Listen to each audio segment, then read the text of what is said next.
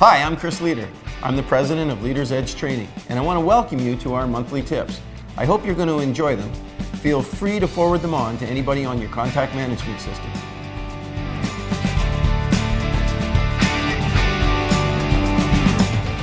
Hi, and welcome to this month's real estate tip. Persistence pays.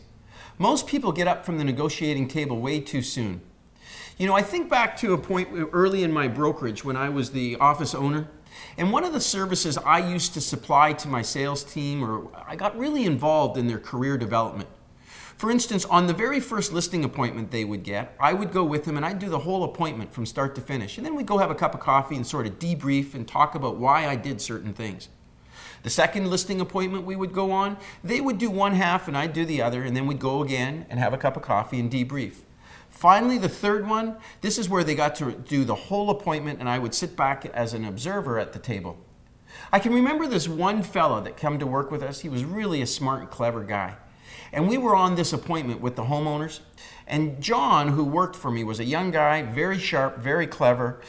We were at the kitchen table. We had done the full appointment. I mean, we've done our marketing strategies. John had covered price well. We'd answered almost all the questions they had. And the client still was hesitating. You know, I want to think about it. And I was looking to see how John was going to handle this most difficult of situations in the world of sales. And interestingly enough, John reached back into his briefcase and pulled out a plain pad of paper with a pen.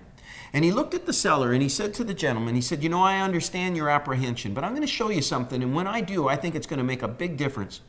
John started with this dialogue and script based on a mathematical formula that, quite honestly, I'd never heard of before.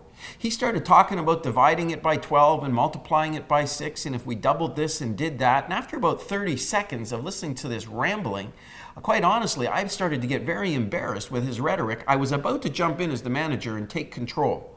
And just before I did that, John looked at the husband and he said, now that I've showed you all of that, doesn't it make sense? The husband looked at his wife and said, honey, I'm convinced.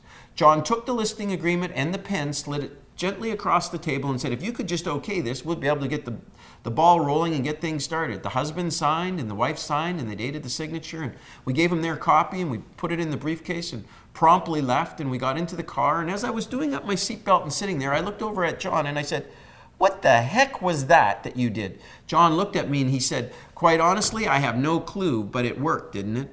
See, the moral of the story is this. John wasn't getting up from the table until the client signed. And as I've said to you before, determination is so important. He knew that if he convinced the husband to say yes, the husband didn't want his wife to know that John had no idea. He had no idea what John was talking about. So John got the husband to sign, and in the process, the wife followed right along. And the real point of this is this.